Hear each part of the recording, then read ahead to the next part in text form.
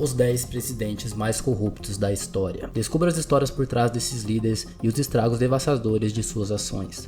Prepare-se para uma jornada fascinante pelo mundo da política manchada pela corrupção. Em 11º lugar, Kim Jong-un. O atual líder supremo da Coreia do Norte é uma figura controversa, envolvida em inúmeras alegações de corrupção e abuso de poder. Desde que assumiu o controle do país em 2011, Kim Jong-un consolidou seu poder e fortuna pessoal às custas do sofrimento de seu povo. Sob o regime de Kim Jong-un, a Coreia do Norte enfrenta uma opressão generalizada e uma economia devastada, enquanto ele e seus aliados desfrutam de luxos e privilégios. Estima-se que ele tenha desviado bilhões de dólares dos fundos públicos para financiar seu estilo de vida extravagante e manter seu regime autoritário no poder. Além disso, ele é acusado de violações graves dos direitos humanos, incluindo execuções sumárias, trabalhos forçados em campos de prisioneiros e restrições severas às liberdades individuais. Sua família, amigos e aliados também se beneficiam da sua corrupção e do nepotismo. Enquanto a maioria da população norte-coreana enfrenta a pobreza e privação, ele desfruta de uma vida de luxo. Apesar das sanções internacionais e da pressão da comunidade internacional, Kim Jong-un continua a manter seu controle rígido sobre o país,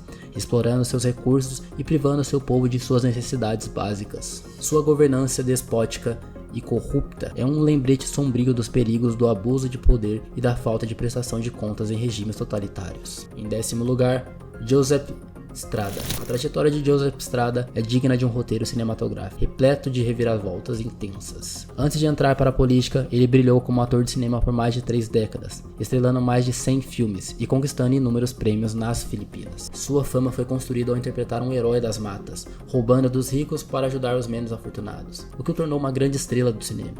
Essa popularidade levou Estrada à presidência das Filipinas em 1998, com o apoio entusiástico de seus fãs do cinema. No entanto, seu mandato foi marcado por escândalos de corrupção, levando à renúncia no 4º ano. Uma investigação revelou o desvio de cerca de 80 milhões de dólares em fundos estatais, resultando em sua condenação à prisão perpétua em 2007. Surpreendentemente, Estrada cumpriu sua pena em prisão domiciliar em sua mansão avaliada em 15,5 milhões de dólares. Em uma reviravolta irônica, Estrada foi perdoado pelo presidente das Filipinas em 2007 e voltou à política ao ser eleito prefeito de Manila em 2013. Isso demonstra a tolerância do povo filipino em relação às suas figuras públicas, mesmo após escândalos de corrupção. Em 9º lugar, Arnold Alemán, o 8º presidente da Nicarágua, enfrentou sérias acusações de corrupção após seu mandato. As suspeitas giravam em torno de um montante avaliado em incríveis 100 milhões de dólares, envolvendo atividades ilícitas que variavam desde lavagem de dinheiro até fraudes e desvio de recursos públicos, inclusive envolvendo membros de sua própria família. Sua liderança foi marcada por um governo profundamente corrupto, resultando na detenção dele e de outras 14 pessoas.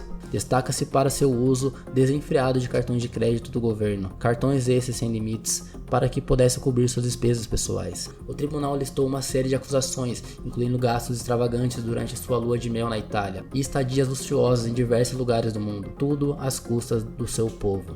Além disso, o Banco Mundial descobriu que entre 1999 e 2002, Alemán e seus cúmplices utilizaram empresas de fachada e contas de investimento para movimentar cerca de 100 milhões de dólares. Parte desse dinheiro foi destinada a despesas pessoais de sua família e outra parte investida em imóveis. Atualmente condenado por fraude e lavagem de dinheiro, Alemán enfrenta uma sentença de 20 anos, mas devido a problemas de saúde, cumpre sua pena em prisão domiciliar. Apesar dos esforços das Filipinas, Singapura e Estados Unidos para recuperar o prejuízo, apenas uma pequena parte desse montante foi recuperada até o momento. Em 8º lugar, Pavelo Lazarenko, oriundo de uma família de agricultores no sul da Ucrânia, ascendeu rapidamente na política, chegando a ocupar o cargo de primeiro-ministro do país. No entanto, sua carreira política foi manchada por escândalos de corrupção e abuso de poder. Enquanto estava no poder, Lazarenko desviou cerca de 200 milhões de dólares em um esquema complexo que envolvia transferências através de vários países, incluindo Polônia e Suíça. Ele também utilizou empresas fictícias nos Estados Unidos para investir em propriedades luxuosas,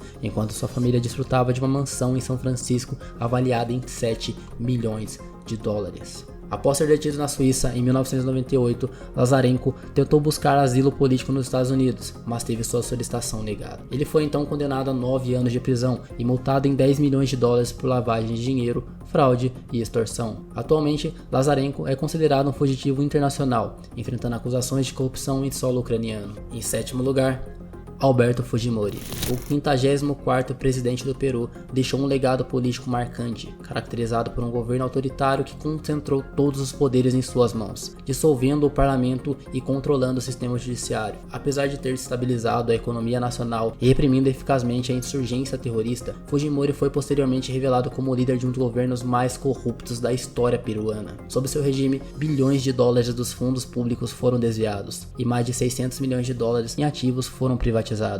Diante de acusações de corrupção e violação dos direitos humanos, Fujimori fugiu para o Japão, onde permaneceu exilado.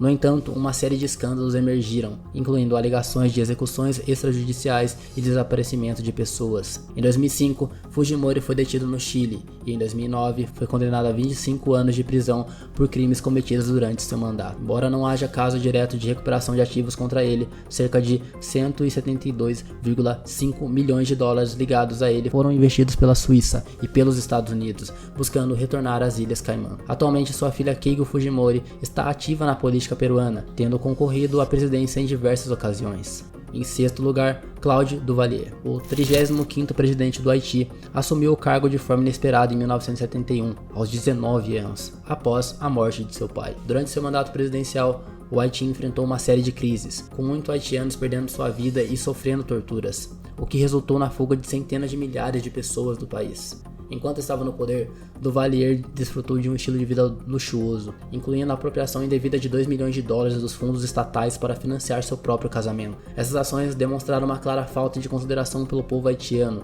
que continuava vivendo abaixo da linha da pobreza. Em 2004, ele foi classificado como o sexto líder mais corrupto do mundo pelo relatório global sobre corrupção. Mais de 64% da receita do governo haitiano foram desviadas durante seu governo, com milhões de dólares destinados a gastos não autorizados que acabavam em sua conta pessoal na Suíça. Ao longo de seus 15 anos no poder, ele e seus aliados acumularam uma fortuna de aproximadamente 800 milhões de dólares. Em 1985, Duvalier foi votado como presidente vitalício pela população haitiana, mas um ano depois foi deposto por uma revolta popular, forçando sua fuga para a França, onde permaneceu por 25 anos no exílio. Em 2011, durante a campanha presidencial, ele surpreendentemente retornou ao Haiti, alegando desejar contribuir para a reconstrução do país, embora muitos suspeitassem de suas verdadeiras motivações. Pouco tempo após seu retorno, ele foi acusado e preso por desvios de dinheiro público. Embora tenha afirmado ser inocente, o caso chegou a um fim inesperado com sua morte em 2014. Atualmente ocorre um caso em andamento na Suíça envolvendo 6,5 milhões de dólares em recursos relacionados a ele.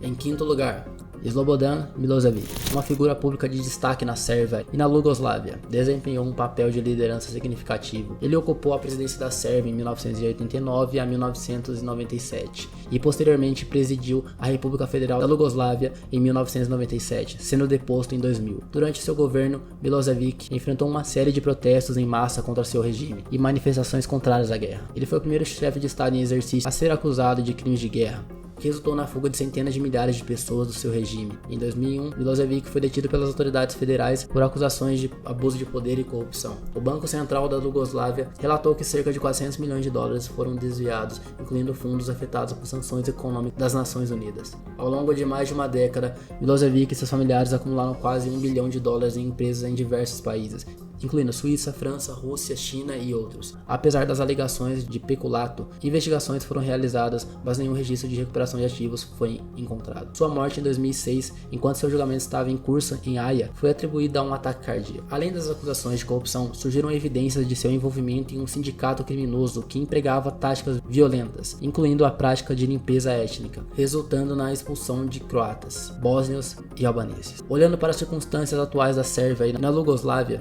é evidente um cenário desolador, marcado por corrupção, abuso de poder e violência étnica durante o regime de Milošević. Em quarto lugar, Zine El Abidine, o segundo presidente da Tunísia, que foi acusado de desviar recursos dos cofres públicos durante 7 anos de governo. Estima-se que o desvio tenha alcançado entre 1 bilhão e 2,6 bilhões de dólares, junto de uma apropriação ilegal de mais de 21% dos lucros do setor privado no país. Quando o novo governo assumiu o poder, procedeu-se à apreensão e ao inventário dos bens de Ben Ali, revelando uma enorme quantidade de propriedades.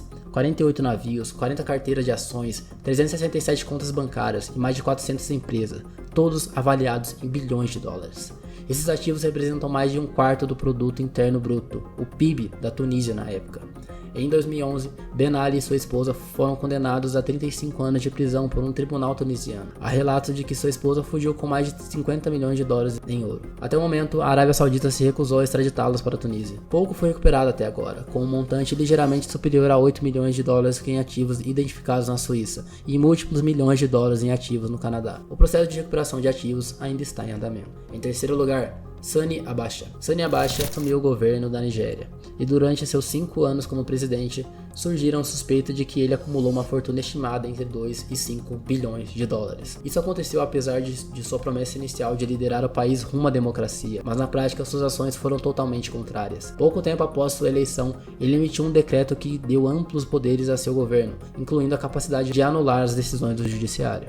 Ele estabeleceu uma força de guarda especial composta por cerca de 2.000 a 3.000 forças especiais, ganhando gradualmente controle sobre as instituições militares e a mídia, proibindo qualquer atividade política. Apesar das sérias violações dos direitos humanos sob seu governo, economicamente falando, os seus 5 anos de reinado foram notáveis. Sani Abacha liderou o país com sucesso na redução da dívida externa, caiu de 36 bilhões para 27 bilhões de dólares. Além disso, as reservas ambientais aumentaram de 400 bilhões de dólares para quase 10 bilhões de dólares, enquanto a taxa da inflação diminuiu de 54,4% para apenas 0,5%. No entanto, esse sucesso econômico foi acompanhado por uma rápida disseminação da corrupção. A vasta fortuna avaliada em 5 bilhões de dólares mencionada anteriormente era essencialmente controlada por sua família. Eles aceitaram subornos de empresas estrangeiras e acumularam esses recursos por meio de desvio do Banco Central do país. Os fundos foram lavados por meio de uma série de empresas de fachada e, por fim, depositados por sua família em bancos controlados na Suíça, Luxemburgo,